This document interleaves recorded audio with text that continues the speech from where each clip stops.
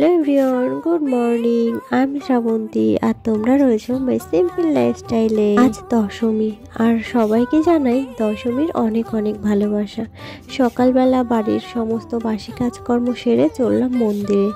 যদিও বা এখন বৃষ্টি হচ্ছে, তাই জন্য ছাতা মাথায় দিয়ে যাচ্ছি মন্দিরে। কটা দিন বেশ ভালোই গেল, তবে আজকে কাল রাত থেকেই বৃষ্টিটা শুরু হয়েছে আর আজকে জানো তো সারাটা দিন বৃষ্টিটা জ্বালিয়েছে। তো ভিডিওটা দেখতে থাকো, আশা করি সবটাই দেখতে পাবে। তো মন্দিরে চলে এসেছি ছাতা মাথায় দিয়ে বৃষ্টির মধ্যে, যেহেতু দশমী আজকে কিন্তু যাত্রা মঙ্গল হবে।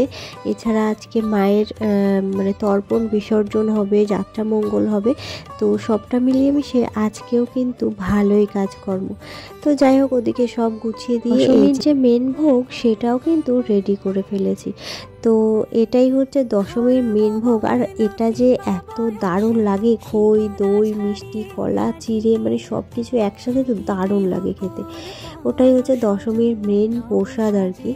তো যাই হোক, এদিকে পুজো শুরু হয়ে গেছে আর আজকে তর্পণ বিসর্জন হবে। তারপর যাত্রা মঙ্গল করে তারপরে তর্পণ বিসর্জন হবে। তাতেই আনন্দ কি, তাই তো অপেক্ষা করতাম, পুজো আসছে এই কেনাকাটা করব, এটা কিনবো সেটা কিনবো, পুজোর সময় এই করব এখানে যাব। হ্যাঁ, কত আনন্দ, অপেক্ষাতেই আনন্দ ছিল। যেই পুজোটা চলে এলো অমনি দুম করে কিভাবে যে এই 4-5টা দিন কেটে গেল কিছুতেই বুঝতে পারলাম না।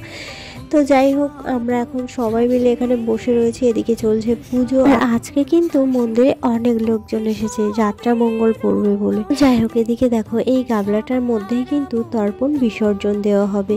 আর এদিকে আমরা সবাই দাঁড়িয়ে পড়েছি যাত্রা মঙ্গল পড়ব বলে। পাটা দিকে বুঝবেন যাতে পায়ে জল না লাগে।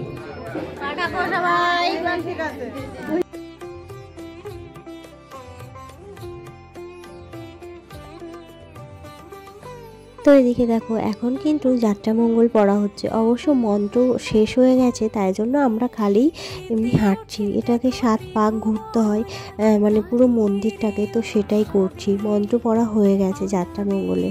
আর এদিকে দেখো যাত্রা মঙ্গল পড়ার জন্য হাতে দূর্বা আর আতপ চাল নিয়ে নিয়েছি। যাই হোক, ওদিকে যাত্রা মঙ্গল হলো, তর্পণ বিসর্জন হলো, পুজোর যাবতীয় যা কাজ ছিল সবটা মিটে গেছে। আমাদের আর কাল সকাল থেকে ছুটে ছুটে মন্দিরে আসতে হবে না। সত্যি বলতে অনেকটা ডিপ্রেশনে চলে যাই এই পুজোটা শেষ হয়ে যাওয়ার পর, জানো তো। কারণ এই 4-5টা দিন আমাদের বাড়িতে পা রাখতেই পারি না, খাওয়া ঘুম থাকে না, সবসময় এই মন্দিরেই রকমে একটু বাড়ির বাসি কাজকর্ম সারতাম আর তোমাদের দাদাভাই সবটা রান্না বান্না সব করতো। এই পুজোর কটা দিন ওই সব করে।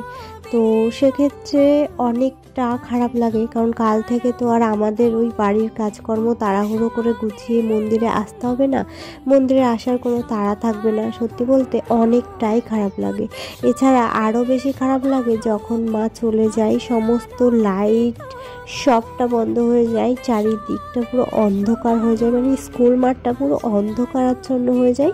তখন তো আরোই খারাপ লাগে। কি আর করা যাবে বলো, এটাই তো নিয়ম, এভাবেই তো আমাদের চলতে হবে, তাই না? আবারও আমরা অপেক্ষা করব মায়ের জন্য পুরো একটা বছর।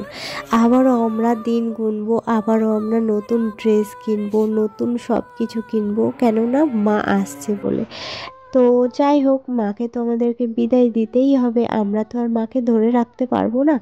তো আজ হচ্ছে দশমী, তবে আমাদের ওখানে আজকে বিসর্জন হবে না, বিসর্জন হবে আগামীকাল একাদশীতে।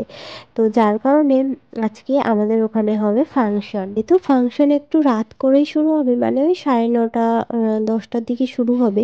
তো তাই ভাবলাম এই সন্ধ্যেটুকু সময় না ব্যয় করে একটু হাবড়ার কয়েকটা ঠাকুর দেখে আসি।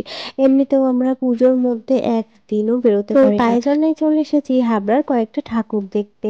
আর জানো তো, এই প্যান্ডেলটার লাইটিং আমাদের ওইখান থেকে দেখা যাচ্ছিল, ওই যে কি রেজার লাইট না কি বলে, সেই লাইট পুরো আকাশে আলো পড়ছিল। সেটা দেখেই আমি বলেছি না, আমি কোনো প্যান্ডেলে যাই আর না যাই, আমি ওই প্যান্ডেলটা দেখতে যাব।